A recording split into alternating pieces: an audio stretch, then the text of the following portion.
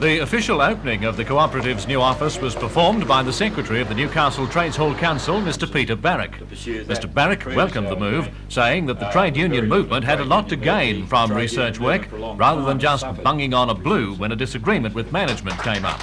The Research Co-op was established on a voluntary basis in 1980, but now it's blossoming out. It has 45 individual members representing many trades and is supported by the Newcastle Trades Hall. Part of the grant money has been spent on word processing and computer equipment to help deal with an accelerated research program. The first two areas it's tackling are the steel industry and the media, but there are many other projects in the pipeline. President of the Co-op, Mr Rod Noble.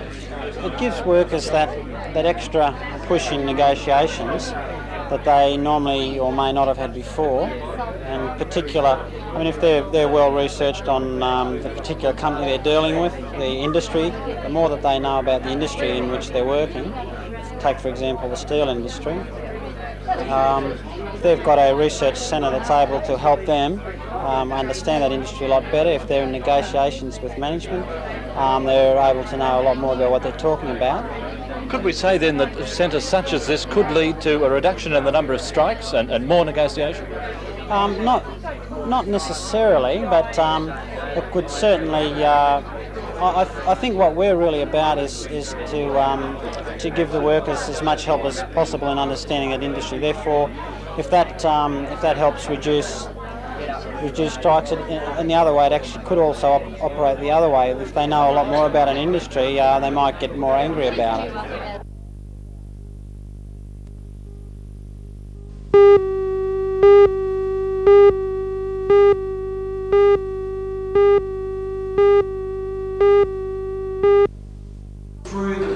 The public meeting follows a number of staff meetings aimed at allaying fears about the disease. Very little is known about what causes AIDS, but the Royal Newcastle Hospital says that if all normal safety precautions are adhered to, then it's highly unlikely that any staff member will be affected. But in the community, there are less controlled surroundings. Dr David Sutherland, who conducted the meetings, says the fear has spread into the community. He says male homosexuals and drug addicts are the two groups most at risk. Young, fit males, and they were homosexual males, developed this odd tumour of the skin called Kaposi sarcoma. There was one thing in common that linked these two groups. In both cases, there was a reduction in their immunity. As yet, there haven't been any recorded cases of AIDS in Newcastle, but the Royal Newcastle Hospital staff believe that it's not a question of if there's a case, it's a question of when. What the disease is.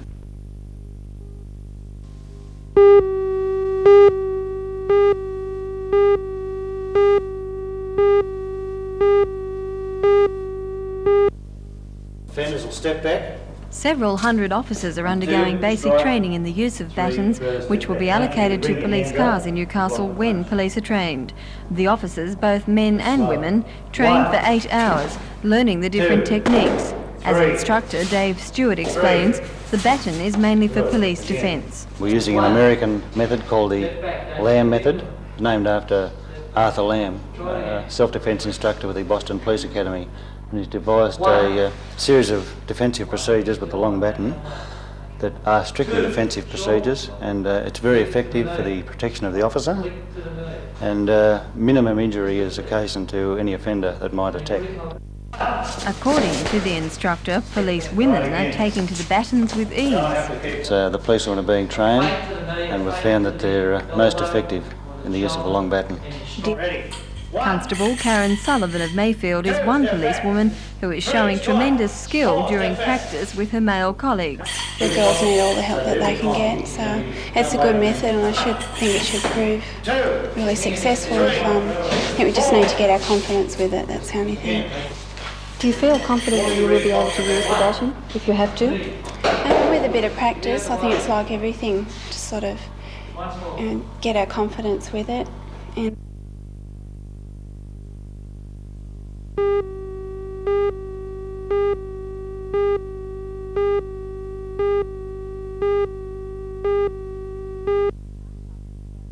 The Town Clerk, Mr Barry Lewis, said he was deeply shocked such a call had been made in Parliament by the member for Newcastle. He said that as Chief Administrator he was not involved in politics, but the matter raised by Mr Wade is now subject to an inquiry by the Department of Local Government, which expects to hand down its decision in a few weeks. Labor aldermen on the council questioned the release of information on voters which was obtained by the citizens group last September. Mr Lewis admitted to supplying a computer tape containing names and addresses. The local government department is assessing whether or not such a move contravenes council regulations. When Mr Wade made the call in Parliament, he didn't receive any reaction from the Minister for Local Government, Mr Stewart. But this has not deterred the member for Newcastle. Mr Arthur Wade plans to try and enlist the support of other northern members in a bid to push this matter further.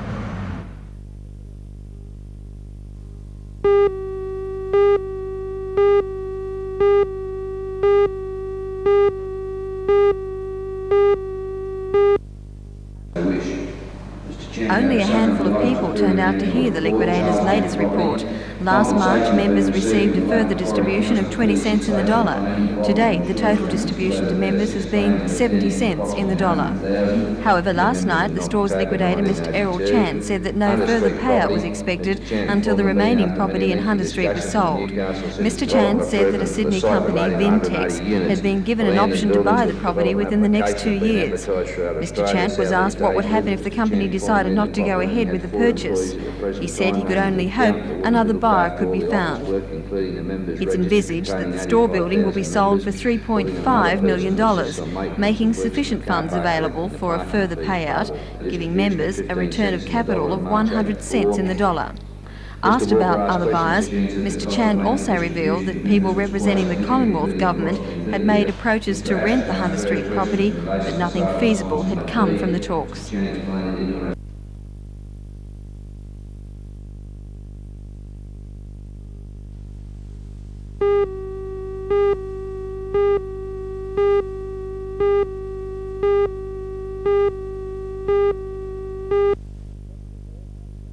The incentive is there for the country selections for the Wednesday night and for the games in the next couple of weeks coming up, country versus city.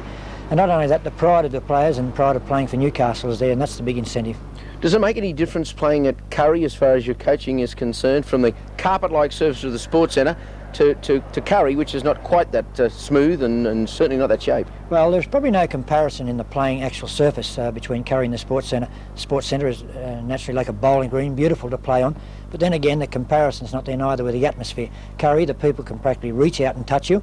And the big thing there is that they will be completely behind the Newcastle side, and that will be a big help. Sure. Where do you see your strengths?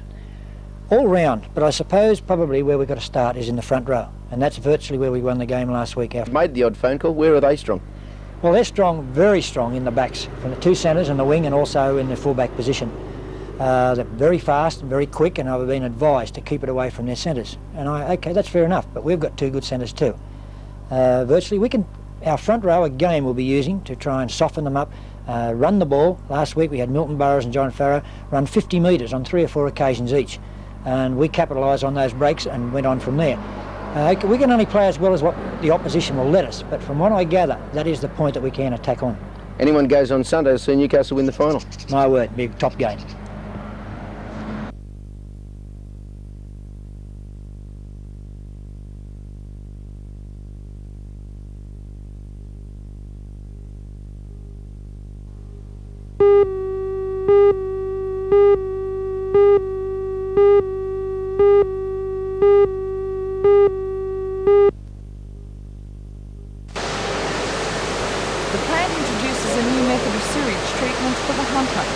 Passes through this carousel which aerates the effluent. Round and round it goes. Where it stops, well, hopefully the next stage is the settling tanks, and then it's into the maturation pond. In her speech, the Minister says this is one of the most economical sewage plants in the state, costing $6.5 million. It's the first stage of a plant that will ultimately serve 75,000 people and treat industrial waste from the National Textiles Plant and the Maitland Abattoir. Mrs Crozio put the plant into operation by pushing this button, and then it was time to inspect the layout.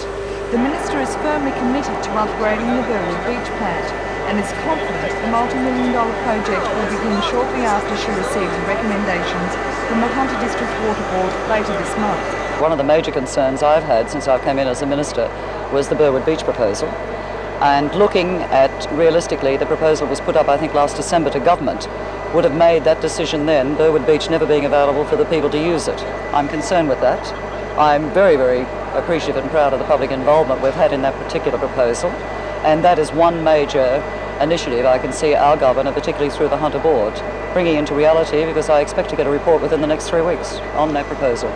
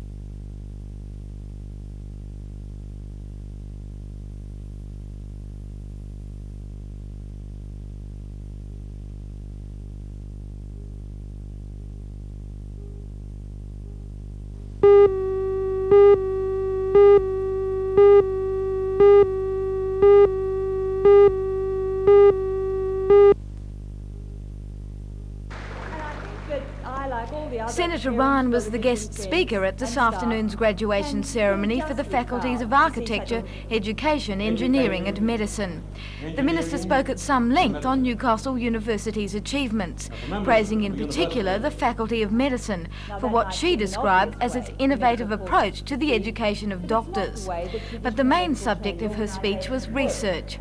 Senator Ryan expressed concern that universities are given millions of dollars for research but are not expected to account for the way the money is spent. And she hinted that there will be some changes to research funding following advice to her department from the Tertiary Education Commission. There is a critical need to translate our research findings into innovations and in a form where they can actually be used by industry. It is innovations which help to offset financial downturns and allow our economy to move out of the periodic crises that confront it. About 200 students were presented with degrees at this afternoon's ceremony.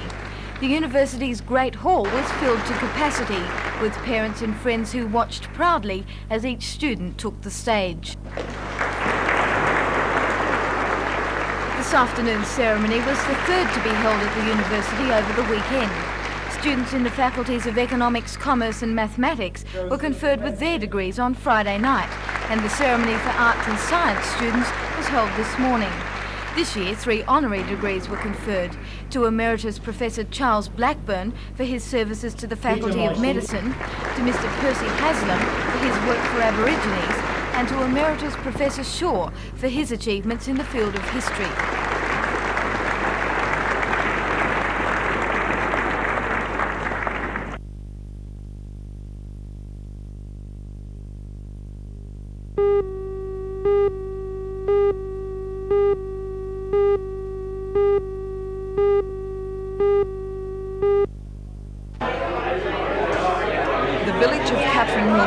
So far escaped change, and that's what first attracted Jan Walker. Jan started taking photos of the area 2 years ago for an assignment to go towards her Associate Arts Diploma, which she hopes to complete this year.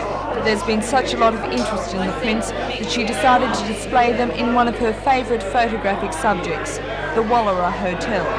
The coal, the buildings and the people are what Jan believes are the essence of the village, and so that's what the exhibition focuses on. She sees her collection as a historical profile of Catherine Hill Bay for future generations. Jan says many of the old houses, instead of being passed on to members of the family, are being sold for holiday houses, and she believes this will hasten the change that is now becoming inevitable.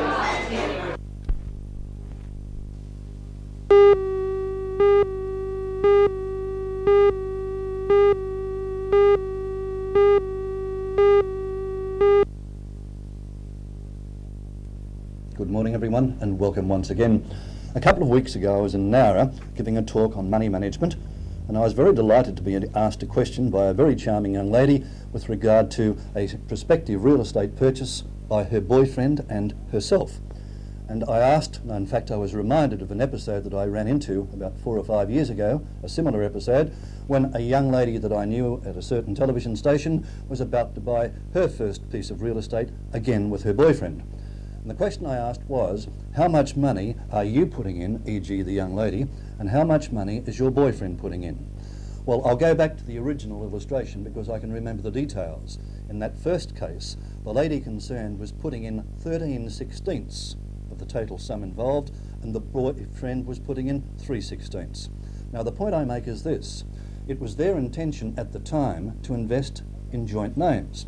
Had that been the case, and let's suppose the relationship had broken off a few years later, in selling the property, because of the contract being worded in that fashion, the boyfriend would have received half of the proceeds and the lady concerned would have received half of the proceeds. So on my advice, and I'm a little surprised the solicitor concerned didn't pick this up immediately, on my advice, the contract was worded to make it loud and clear that the young lady concerned owned 13/16 of the property and the boyfriend owned 3/16. I'm delighted to say that they had a baby and they've recently married. By the way, I'm not talking about the Nowra couple now, I'm talking about the original couple. They've had a baby, they have now married, and they're very, very happy indeed. But please take that all-important point. When you're going into a contract, think and use that common sense approach that I frequently suggest, and make sure that you get professional advice. Now, when you think of it, that's not profound, that's really very, very basic. So if you're involved in any real estate purchases such as these, and if you're involved in a relationship, do it on a business-like basis for the protection of both parties. I'll leave that thought with you, and I'll see you again next Monday.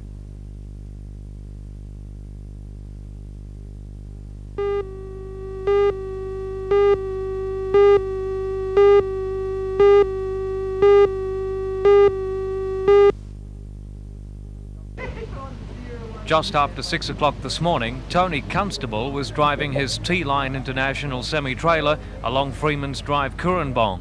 At the intersection with Newport Road, the truck swerved to avoid a Land Cruiser which suddenly made a right-hand turn. The truck slid off the road, past the house on the corner, through a small brick wall and came to rest against house number 3. Tony explains why he just couldn't stop. But the only reason why I've caught this house is the brick walls bent the front axle back, and there's no steering once the front axle bent back. You know, that was it. And why couldn't you stop the truck? Just wouldn't lock up? That's all, like I just said, there's skid marks up there on the tar. It's locked up. You know, you have a look at a empty truck. It's you hit the anchors. You've got no weight pushing down on your brakes onto the road, so you're going to get a certain amount of slide, same as in a car. The truck was on its way back to Tamworth after delivering a load of sheep to Weil. So fierce was the impact that the back wall of the house was buckled and the house shifted on its foundations. Damage to the house has been put at about $30,000. No one was in the house at the time, and even the driver wasn't hurt. He walked away without a scratch.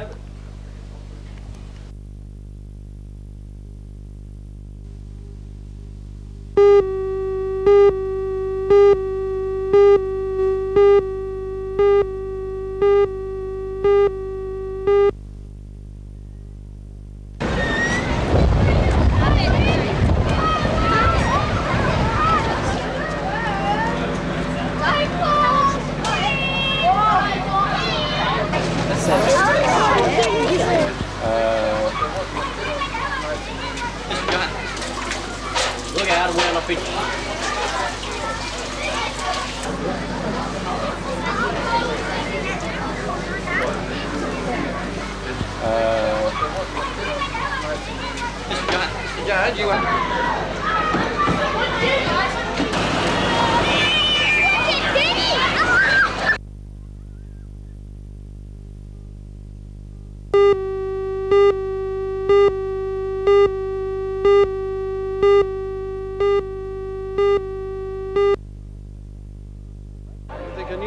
Glasgow Rangers have already played one match in the current Australian series. That was on Sunday in Melbourne against the Socceroos B side. The Socceroos held the famous Rangers to an impressive scoreless draw. In that match, it was Australia's goalkeeper, Anthony Franken, who stopped 5 potentially goal-scoring shots from the Glasgow attack before an excited crowd of more than 12,500. And it's exciting soccer and a big crowd that's expected next Thursday night at Spears Point when the same two teams clash again. However, this time both teams will be busting to score goals. For the young and enthusiastic Socceroos, it'll be a case of wanting to be noticed, and what better opportunity than locked-in battle with one of the world's top club sides, Glasgow Rangers. Tickets are now on sale at the Northern Soccer Federation offices at Adamstown. This time Blair was in there first for Australia.